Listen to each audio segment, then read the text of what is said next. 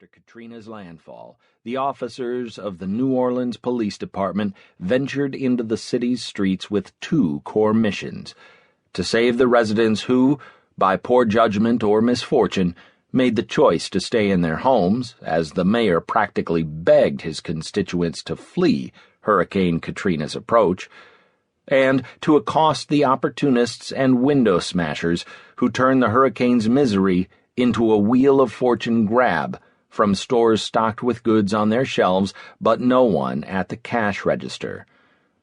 Officers headed into New Orleans streets, prepared for combat, occasionally passing dead bodies floating face down, and on high alert for the desperate or the deranged.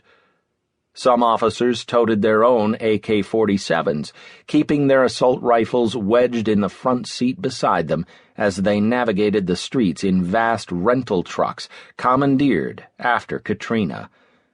Like the rest of New Orleans, many officers were prisoners of the hurricane's wake, barely connected to the outside world, sustained by shared rations, and searching for sleep in the pitch-dark nights. In this new world, the Crystal Palace became the department's command center for a pocket of East New Orleans that instantly felt like a war zone. The palace stood on the highest ground in that section of the city, making it a home port for police. Officers slept on its carpeted and gleaming floors, on chairs, on any space they could find each night. In the morning, they gathered underneath the chandeliers and staircases to plot their day's patrols. This Sunday morning, the sun announcing itself overhead, the officers await their command. 1. Robert Falcon, Jr., at 41, is older than most, and a black former military man and son of a minister who sent his pregnant fiancée away to higher ground as he stayed behind to report for duty. Before this day, he had never fired his police firearm while on patrol.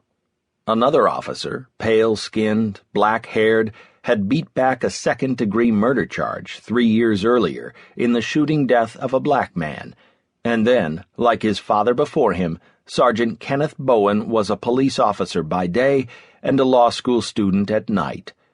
Another young white officer sent his wife and 4 children to Houston before Katrina's arrival, and then headed into the New Orleans streets each day with his 30-inch personal assault rifle tucked between the 2 front seats. Discharged early from the Marines, Officer Michael Hunter had twice been suspended by a New Orleans police force noted for leniency when investigating its own. Over the years, the NOPD had generated a lengthy rap sheet.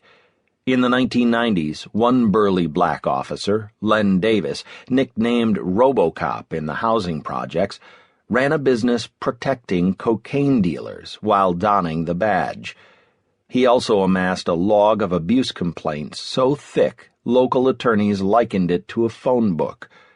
Most times, the department and district attorney turned the other way, until RoboCop, enraged that a young black mother filed an abuse complaint against him, ordered a hitman to kill her. RoboCop was a symbol of the NOPD at its most severe, but the department's wayward ways were not limited to one outlaw with a badge. In 1995, a black female officer and her teenage accomplice took 3 lives in an armed holdup at a Vietnamese restaurant where she had worked security, killing a white off-duty officer and 2 children of the proprietors of the Kim An restaurant. After the melee, the officer dropped her partner off, heard the 911 call about the shooting, and returned to Kim An in uniform. A restaurant worker, cowering for safety in a walk-in cooler during the bloodshed, pointed at Antoinette Frank, the 23-year-old officer. Hired at the NOPD despite scoring low on her psychological exam, Frank today sits on death row. 15 years earlier, police found one of their own, a young white officer, dead aside a ditch in the city neighborhood of Algiers, a bullet in his neck. Soon, scores of young black men were whisked into police headquarters, some at gunpoint.